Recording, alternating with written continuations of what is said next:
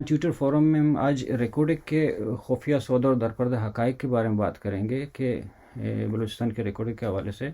तो हमारे इस पैनल के स्पीकर साहबान हैं, जिसमें हमारे सीनियर सहाफ़ी वो मुसन्निफ़ वजह अनवर साजिदी साहब हैं कि उसने इस बारे में बहुत महारत रखते हैं। इस बारे में हमें जानकारी देंगे कि रिकॉर्डिंग से जो आमदनी मिलती है, अगर रिकॉर्डिंग के प्रोडक्ट्स को बलूचिस्तान में रिफ़ाइन किया जाए और इसकी आमदनी बलूचिस्तान पर 100% खर्च किया जाए, तो क्या रिकॉर्डिंग यहाँ के लोगों की ज़िंदगी में कोई बेहतर तब्दीली ला सकती है? अनवर साजिदी साहब। मैंने कहा आपका शुक्रिया कि आपने अपने इस फोरम पर मुझे मौका दिया। लेकिन आपने जो अपने इंट्रो में या जो अपने शुरू में इज़हार ख्याल, तो वो इस मसले का खुलासा तो आपने खुद पेश कर दिया। अब हम लोगों के लिए तो कोई ऐसी बात नहीं है, तो भारत तो हम रखते नहीं है। तो बलूचिस्तान की बदकिस्मती है, यहाँ ऐसे लोग नहीं हैं जो टेक्निकली बातों को जानते हों और जो उन्हें सही मालूमात का इदराक हो, क्योंकि बलूचिस्तान एक खुद मुख्तार सूबा नहीं है, वो एक मफ्तूहा इलाका है। और ये दुनिया का दस्तूर है कि जो मफ्तूहा इलाके होते हैं वहाँ के लोगों को बुनियादी मालूमात तक, तो लेके आपने कहा कि सेंदक का हुआ, सेंदक का मसला तो याओलक से शुरू हुआ और बाद में किसी वक्त डील हो गई और बलूचिस्तान उससे महरूम है। और जो आपने कहा कि इससे अगर रिफाइनरी लगे तो लोगों की जिंदगी पर क्या असरात पड़ेंगे, बड़ी बुजुर्ग लोग हैं, जो मफ्तूहा लोग हैं, मफ्तूहा इलाके लोगों की जिंदगी पर इस तरह के मंसूबों से कोई असर नहीं पड़ता, क्योंकि वो बलूचिस्तान के वसाइल को वो लूट मार ये समझते हैं और बाकी सरकार का जो सलूक है पाकिस्तान के लोगों के साथ वो बिल्कुल ईस्ट इंडिया कंपनी की तरह है।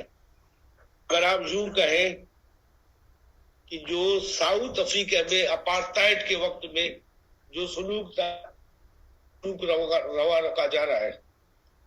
और आपके सामने की बात है कि 52 से जो गैस निकली है, आज तक अभी किसी फोरम पर न पार्लिमान में न सूबाई असेंबली में ये बताया गया कि भाई ये कितनी गैस निकली है, कितनी उसकी मालियत थी और बलूचिस्तान को क्या दिया गया है।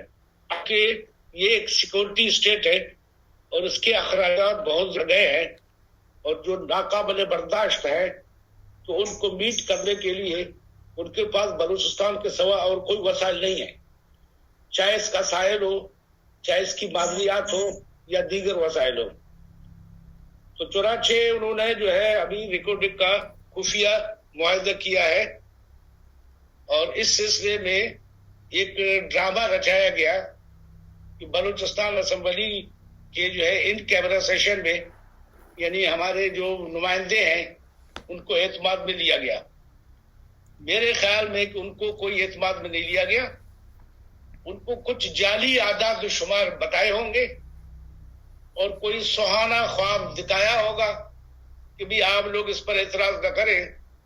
और बहुत अफसोस की बात है कि इस सेशन के बाद किसी नुमाइंदे ने और किसी मुंबर ने, किसी वजीर ने इस बारे में कोई लब कुशाई नहीं की। तो इससे यह जाहिर होता है कि जो बलूचिस्तान असेंबली है उसकी हैसियत शायद पुराने कोई म्यूनिसिपैलिटी जैसी भी ना हो। और जो उसमें लोग बैठे हैं, और मैं बहुत अरसे से कहता हूं कि हमारी मरकजी सरकार ने बलूचिस्तान को डीपोलिटिसाइज किया है और यहाँ तमाम सियासी जमातों का जो पॉलिटिकल कैरेक्टर है उसको खत्म कर दिया है, जिसके नतीजे में वहां कोई पार्टी या कोई कॉम्प्रेस पार्टी नहीं है, वो यानी एनजीओ की तरह काम करती है। यानी इनका उसूल यह है कि भाई हमें फंड मिले, हम तरक्याती काम करें, हम अपने लोगों को टेके दें और अपना पेट पालें। तो लिहाजा जो है ये जो खुफिया मुआहदा है اس کے بارے میں حقائق کسی کو معلوم نہیں ہے. جو بڑے حاکم ہیں ان کو ہی معلوم ہوں گے. لیکن جیسے کہ آپ نے کہا کہ یہ جو پہلے تتیان کو دیا گیا تھا اور وہ ایک بلاک تھا، اور تتیان کے سی او نے اس وقت مجھے بتایا تھا کہ ہمیں جو بلاک دیا گیا ہے وہ 20 کلومیٹر ہے. اور میں نے اس سے پوچھا کہ یہ اتنی جگہ ہے یا اور بھی ہیں؟ تو اسے کہا اور ایسے 10-20 ایسے بلاک ہوں گے. یعنی یہ 200-400 کلومیٹر رقبے پر مشتمل علاقہ ہے، اور وہاں پر لاکھوں یا کروڑوں ٹن وہ مال ہے، جس میں کاپر ہے، جس میں جو ہے چاندی ہے، اور اس میں سونا ہے. تو اب یہ معلوم نہیں ہے، نہ کسی نے پوچھا ہے کہ ان نے جو سودا لگایا ہے وہ اسی پرانے بلاک کا لگایا ہے جو کہ اس وقت بیرک گولڈ کو انہوں نے دیا ہے. سنا یہ ہے وہ دونوں کمپنیوں کا ایک اشتراک ہے. تو بیرک گولڈ کو جو دیا ہے تو وہ کتنا علاقہ ہے؟ آیا وہ تمام ایریا کو ان کو بخش دیا گیا ہے اتنی معمولی قیمت پر؟ تو اگر ایسا ہے تو یہ بہت افسوس کی بات ہے. اور ہم کس سے کوئی گزارش کریں، کوئی عریضہ گزارے کہ وہ سینٹ میں مسئلے کو اٹھائے یا قومی اسمبلی میں اٹھائے، کیونکہ ہمیں تو اپنے کئی رہنماؤں سے، جن کو رہنما کہا جاتا ہے، یہ توقع تھی کہ وہ اس پر کوئی ٹھوس موقف اپنائیں گے. جی لیکن بدقسمتی سے کوئی ایک لیڈر بھی، کوئی ایک نمائندہ بھی ایسا میدان میں نہیں آیا کہ وہ اسے یعنی ریجیکٹ کرے. جی بلکہ یہ کہا گیا کہ اگر ریفائنری یہاں لگے اور بلوچستان کا شیئر 50% ہو جائے تو ہمیں کوئی اعتراض نہیں ہے. بھئی سوال یہ ہے کہ پہلے یہ پوچھا جائے کہ یہ ایک فیڈریشن ہے، یہ اس کا ایک آئینی وفاقی یونٹ ہے یا کوئی مفتوحہ علاقہ ہے.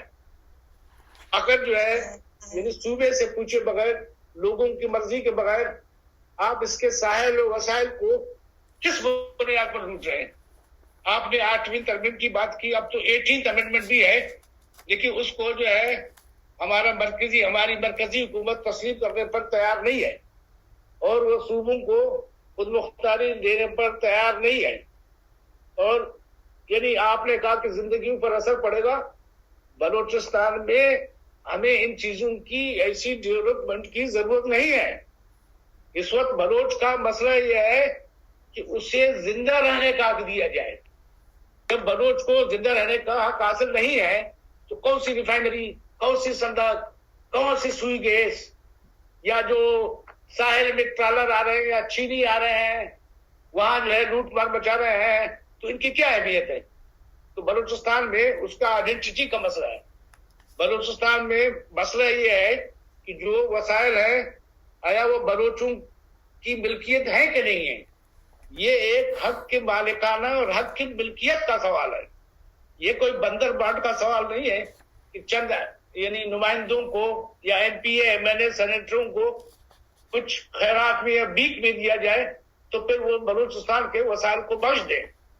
بلوچستان کے جو ہے میرے خیال میں یہ جو لوگ نمائندگی نہیں کر رہے ہیں یہ شاید یہ بھی کوئی سلیکٹڈ لوگ ہیں، اور ان کو پتا ہے کہ ہم کوئی آگے بات نہیں کر سکتے کیونکہ آئندہ جو وقت آئے گا تو ہم اپنی سیٹوں سے اور فنڈ سے محروم ہو جائیں گے.